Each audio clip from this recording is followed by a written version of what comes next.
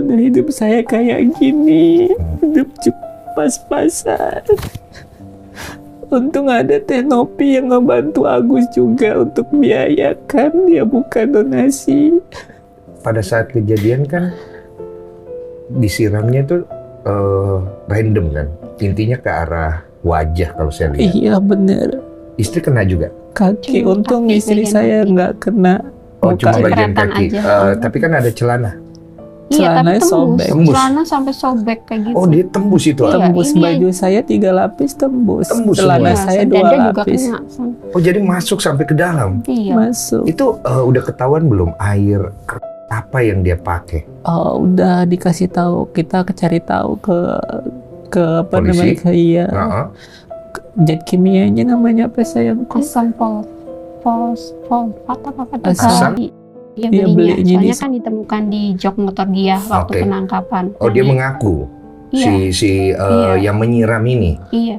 Oke, si Aji ini. Iya, Iya. itunya juga sisa dari air tasnya ditemukan di jok motor dia. Oh, ada bekasnya di situ. Ada. Jadi dari kejadian penangkapan terhadap Aji itu selang berapa waktu? Jadi tanggal 1 malam itu kejadian, tanggal 3-nya ditangkap. Oke, tidak jauh lah ya. Dia dijebak, maksudnya kayak sama ini suruh datang gitu lah, minta. Iya, iya. Iya.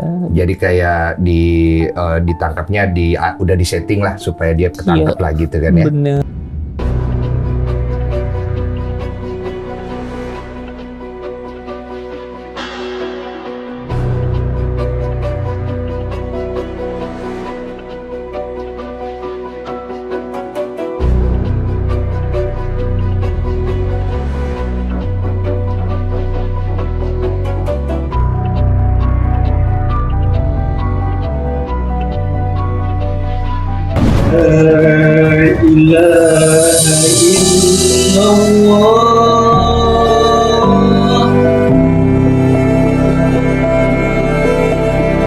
Namanya siapa?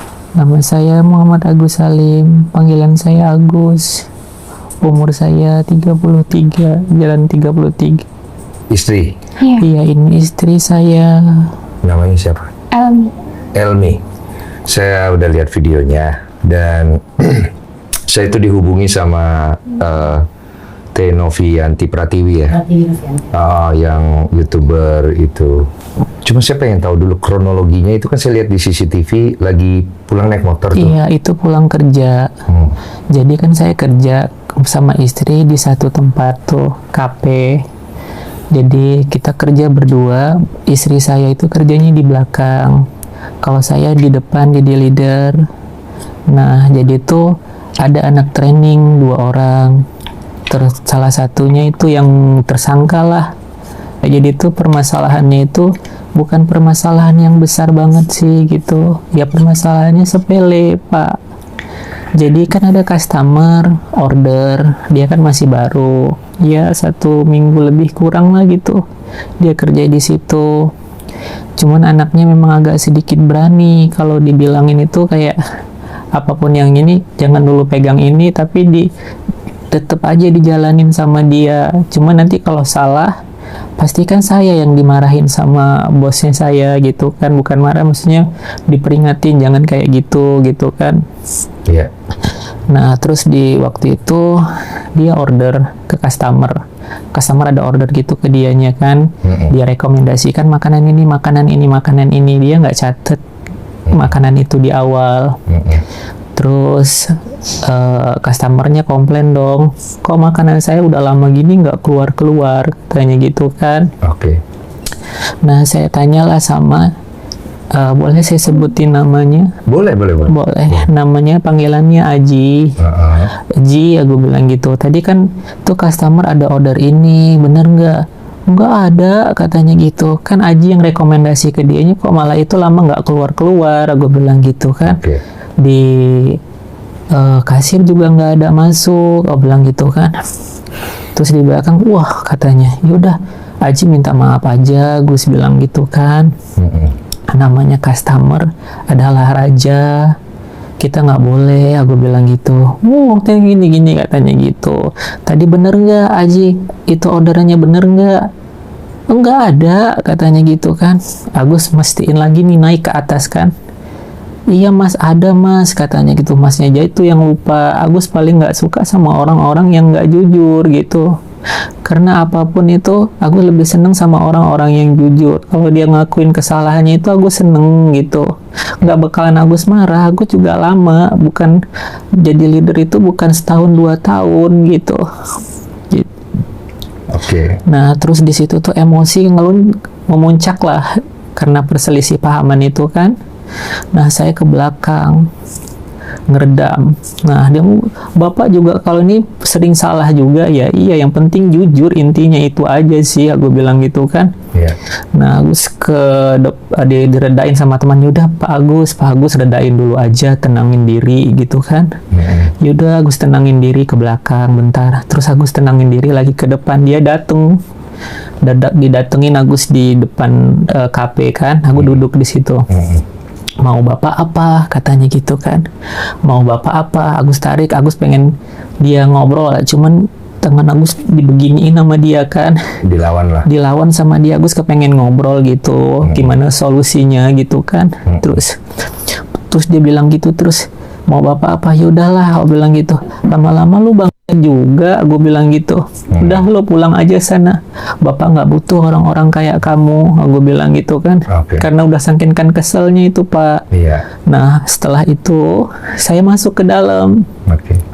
Saya masuk ke dalam, dia ngikutin lagi ke dalam.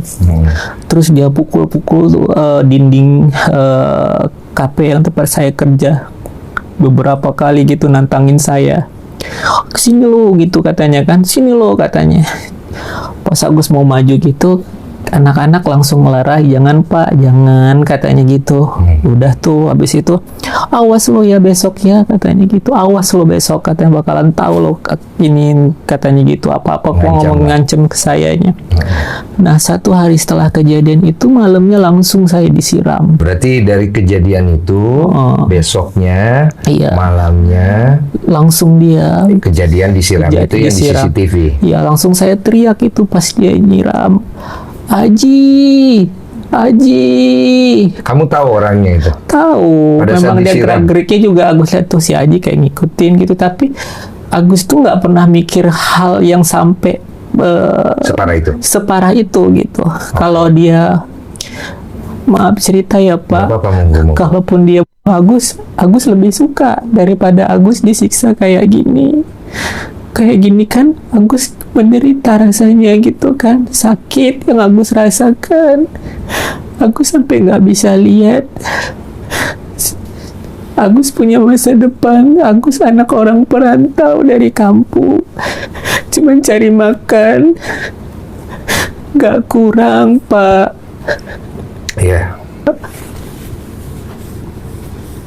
Udah hidup saya kayak gini, hidup pas-pasan.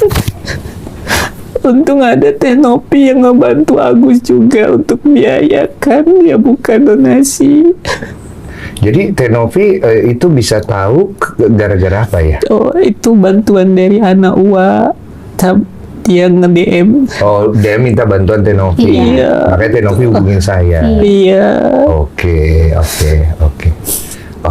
Mungkin Agus mengingat namanya, yang ada Agus sakit. Yang Agus pikirkan tuh satu, cuma sedih aja gitu. Kenapa dia bisa setega itu sama Agus? Ungkap cerita sebenarnya tentang Agus. Ahyar adalah salah satu rekan kerja Agus di kafe di mana Agus dulunya bekerja sebagai kepala waiters, dan Ahyar sendiri posisinya sebagai asisten kepala waiters. Berikut penuturannya yang ia sampaikan di Instastory akun Instagram pribadinya. Oke, gue bakal speak up gimana tentang Mas A ini.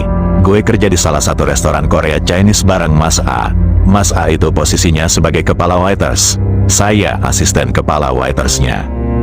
Dari awal saya kerja bareng dia, emang Mas A itu kalau negur bawahannya bikin sakit hati. Dia selalu pengen dihargai sebagai atasan dan gak pernah bisa menghargai anak buahnya seperti saya. Emang Mas A ini kalau soal berbicara emang manis banget mulutnya, pinter cari perhatian ke bos. Banyak banget karyawan yang resign gara-gara sifat dia. Sudah banyak memutus rezeki orang kerja di situ. Saya saksinya sendiri. Sudah 5-10 karyawan yang milih resign dikarenakan masa. Cuma saya yang mampu bertahan selama 1 tahun lebih. Menghadapi sikap dia yang gampang emosi, gak mau kalah. Oke, mungkin kalian beranggapan, emang anak muda zaman sekarang kalau kerja ditegur, gampang sakit hatinya. Hei, kalian tidak tahu gimana wataknya Mas A ini? Sampai sering loh Mas A diajak berantem. Ingat, mental orang itu beda-beda. Mas A itu dia pengen tegas tapi cara dia salah. Banyak banget aib pribadi dia, saya tahu semua. Cuma itu bukan ranah saya untuk membongkarnya. Lihatlah pas podcast dia bilang negurnya baik. Hei, kalau dia negurnya baik tidak akan Aji melakukan itu. Saya tahu banget, masa kalau negur orang bikin nyesek ke hati.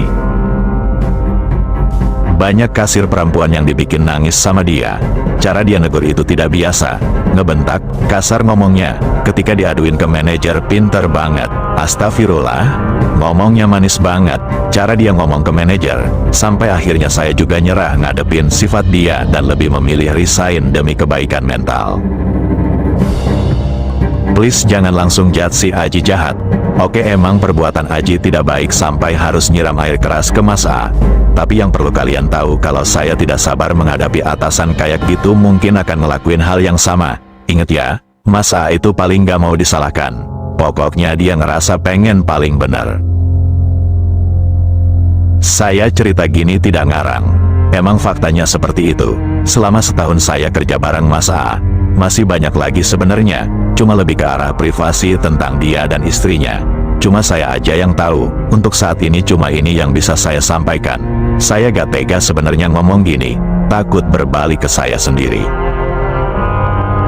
Semoga kalian bisa paham dan mengerti apa yang saya sampaikan. Ini hanya sebagian. Tidak semua saya ceritakan. Banyak lagi kejelekannya. Mungkin nanti ada yang nanya contoh dia marah seperti apa. Susah banget sumpah untuk diceritakan gini. Sekali lagi, saya tidak ada niatan menjatuhkan. Saya hanya berbicara sesuai fakta. Demikian pengakuan Ahyar, rekan kerja Agus yang sudah menceritakan tentang cerita Agus yang sebenarnya. Ahyar kini sudah resign dari tempat kerjanya karena sudah tidak tahan juga menghadapi karakter Agus.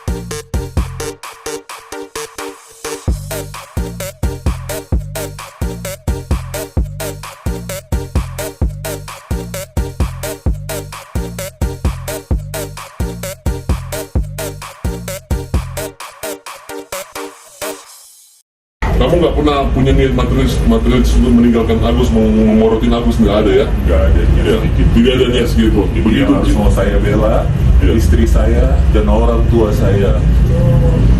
Saya nggak penting uang itu. Yang saya penting adalah harga diri istri saya dan harga diri orang tua saya. Karena mereka udah mempermalukan saya. Saya orang sakit. Saya dijelek-jelekin. Kemana harga diri dia sebagai wanita?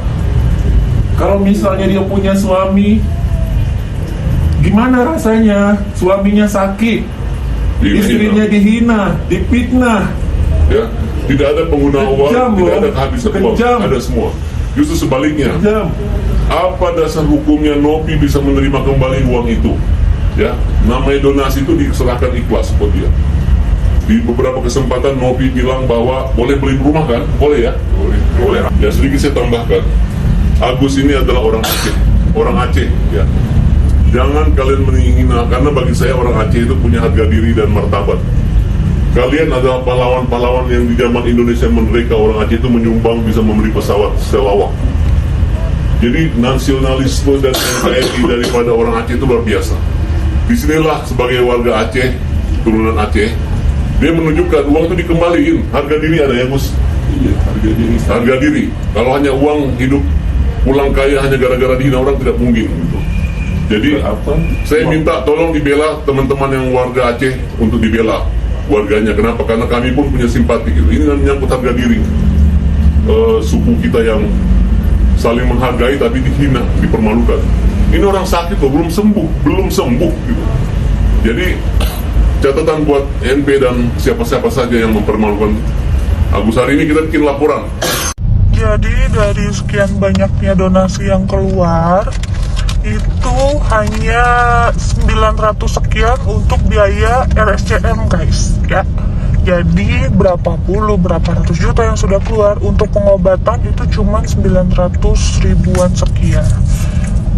Bingung ya, kita mati-matian di sini untuk mikir gimana caranya Mas Agus dapatkan donasi bantuan pengobatan yang terbaik dan secepatnya dari rumah sakit dan dokter. Tapi ketika mendapatkan uang kok kayak gini gitu ya, kok dibagi-bagi, dikata ini warisan kali guys. Ingat, ini donasi uang orang ya, bukan uang pribadi yang diatur-atur, main ngatur aja itu dibagi-bagi gimana-gimana, pakai buat bayar utang apa, kagak ada urusan utang sama pengobatan Mas Agus. Bayang nggak jadi saya gimana?